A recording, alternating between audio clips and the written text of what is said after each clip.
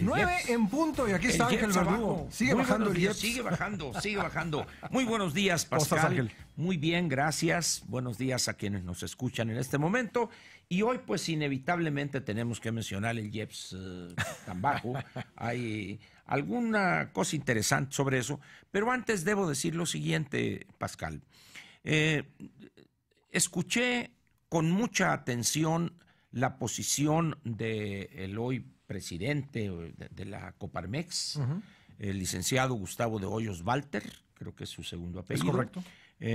Mexicalense, Cachanilla, además, tengo entendido que él es de... Creo que es de Monterrey, ¿eh? Sí. Creo que es de Monterrey, en lo que nos platicas lo checo. Simplemente es un apunte muy rápido. Sí. Creo que es la posición digna que he escuchado del empresariado nacional. La posición de él es clara. Siento que lo que está diciendo es lo que debe ser un empresario. Yo no estoy buscando que luna de miel o un fin de semana en Cancún con el jefe de... No. Ahí está la ley, hay que apegarse unos y otros. Nuestro negocio es invertir y lo vamos a seguir haciendo. Y qué lamentable, pues, que personajes de grandes inversionistas hayan caído a niveles que yo pensé que habían sido dejados en el cuarto de los tilichis, diríamos en Sonora, de aquellas épocas de Echeverría, cuando los empresarios se subían al troque de racas, diríamos acá, pero troca. Aquí dicen a la troca, sí. Pero de racas, ¿no? Sí. Redilas, dicen aquí. Y ahí van en bola 100, 200 allá con Echeverría a recorrer el mundo. De dar vergüenza a esa posición, pero en fin, pues cada quien sabe. Y destaca también la posición discreta de dos personas que han sido injustamente, desde mi punto de vista, atacadas, que es el ingeniero Carlos Slim y don Alberto Balleres, que siguen ellos en lo que es lo suyo, hacer empresa, invertir, manejar sus empresas, que tienen además decenas de miles de empleos formales. En ese sentido, pues, allá ellos, diría que. Bien, vamos al IEPS. Ambos Pascal. tenemos razón. Nació en Monterrey, pero vive desde los 4 años en Mexicali. En Mexicali. Muy bien. Entonces tiene sangre cachanilla, pues, ¿no? Muy bien. Hicimos un análisis muy rápido la semana pasada, te has de acordar, cuando veíamos cómo desde 2 semanas antes el IEPS de 1.61 había subido a 1.82, luego a 2.13, y hoy también de una manera, pues no sé si consulte el doctor Mesmacher al profesor Sellagro y su tirada vikinga, avienta los huesos ahí y le dice 1.98 el IEPS. Para la semana que comienza para fines de IEPS a partir de mañana. Dice uno, ¿a qué se debe esto? Le doy a quienes nos escuchan en este momento 3 precios de la gasolina regular, el litro, en El Paso, Texas, en Houston y en Laredo, Texas. Traducido a pesos, ¿no? Traducido a pesos y por litro. Gasolina regular, que es el equivalente en octanaje a nuestra gasolina magna. Tomo como paridad peso-dólar 19.50 pesos por dólar americano, y la magna tomo un peso promedio de 18.80. Algunas gasolinerías está un poco más alto, unos centavos, pero en El Paso, Texas, ayer a las 8 de la noche, el precio mínimo registrado en una de las páginas que se dedican a esto era de 13.55 pesos por litro. Estamos hablando en dispensario, ya con todos los impuestos, utilidad de la estación de servicio, etcétera, etcétera. Y el precio promedio era 14.27. Si comparamos con el 18.80 que tomo como referencia, estamos 32% arriba del precio promedio y 39% arriba en el caso del Paso, Texas. A ver, últimamente ha habido una discusión por esto, a raíz de que en una entrevista, Carlos Ursúa, quien ha sido propuesto como secretario de Hacienda, dijo que habría un aumento anual del precio de la gasolina. Equivalente al crecimiento. Ahorita le va a llegar... Sí, nada más quería preguntarte esto porque se ha comentado en redes sociales. Lo que pasa es que la gasolina en México está más cara que en Estados Unidos porque le ponen muchos impuestos en México, ¿cierto o falso? Falso.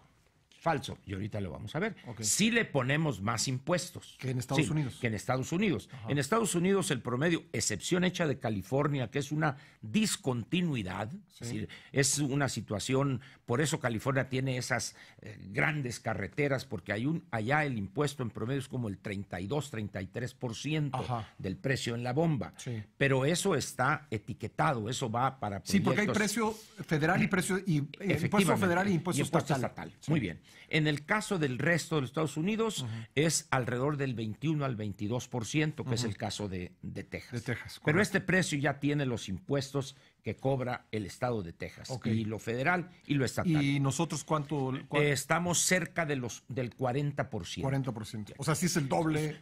Así es, en términos así muy brutos, pues. Sí. Bien.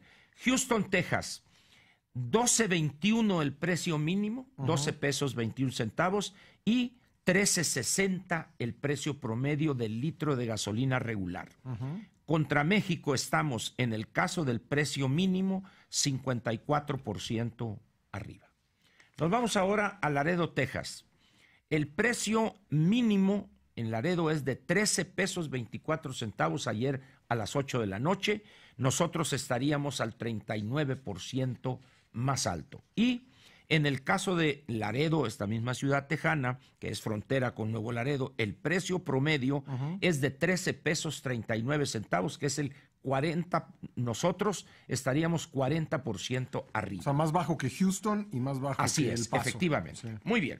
Ahora, ¿qué es lo que me preocupa a mí de estas declaraciones del doctor Carlos Ursúa? Sí. En primer lugar, lo que evidenció es una ignorancia en relación al mecanismo de fijación del precio de los tres combustibles. Nosotros tomamos por facilidad la gasolina magna, que es el 90-91%. Ahora, él dice la gasolina no va a aumentar, y luego acá en susurro, en términos reales. Bien, ¿qué trampa hay ahí, Pascal? Los funcionarios tramposos, y ahorita explicaré esto de la trampa, suelen utilizar este tipo de unidades monetarias. Es que en términos reales para acá, en un país como el nuestro, donde el promedio de educación es 8 o 9 años, donde la educación financiera o la cultura financiera es tan pobre, por no decir inexistente en el país, hablarle a las personas, a los mexicanos, es que en términos reales simplemente es querer evadir la responsabilidad de que el precio que paga el consumidor va a aumentar. Ahora, ¿por qué es la trampa esta de las? Es que en términos reales, porque a ti y a mí y a todos los mexicanos no nos pagan nuestro salario, Pascal, en unidades monetarias reales.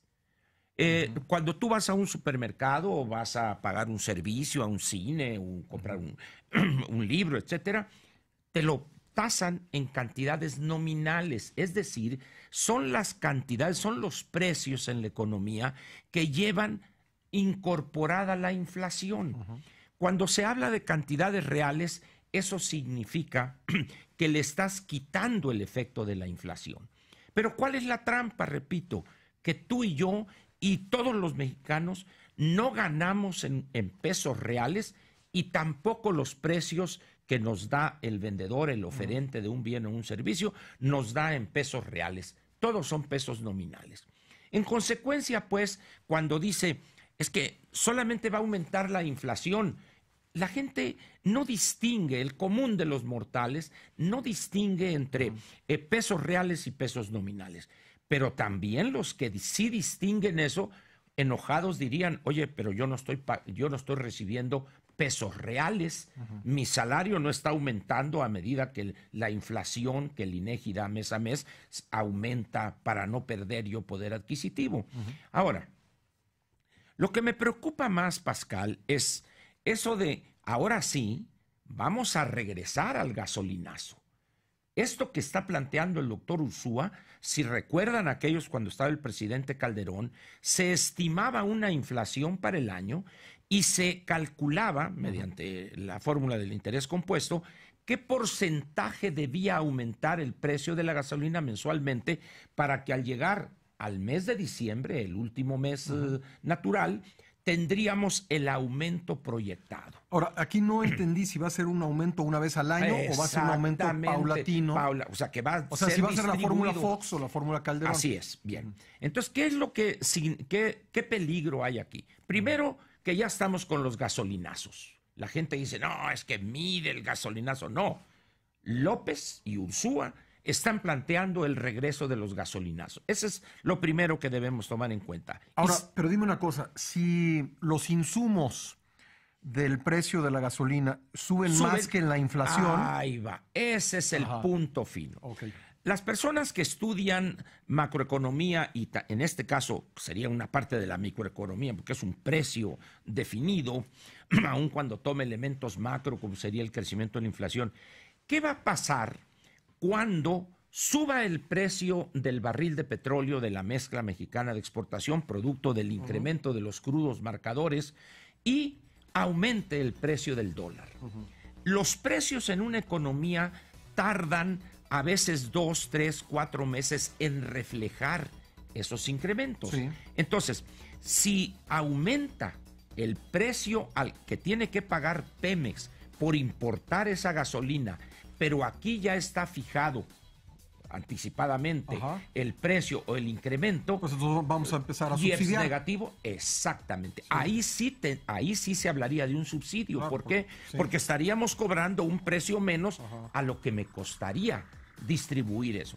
Esa es una de las grandes limitaciones que tienen estos esquemas. Otra pregunta, pero entonces los gasolineros, los titulares de los dueños de las estaciones de servicio no van a tener la posibilidad por supuesto de que fijar no, los precios. porque está por supuesto que no. Pero entonces van a cambiar la ley, ¿no? Pues bueno, evidentemente, pero no solo eso, Pascal.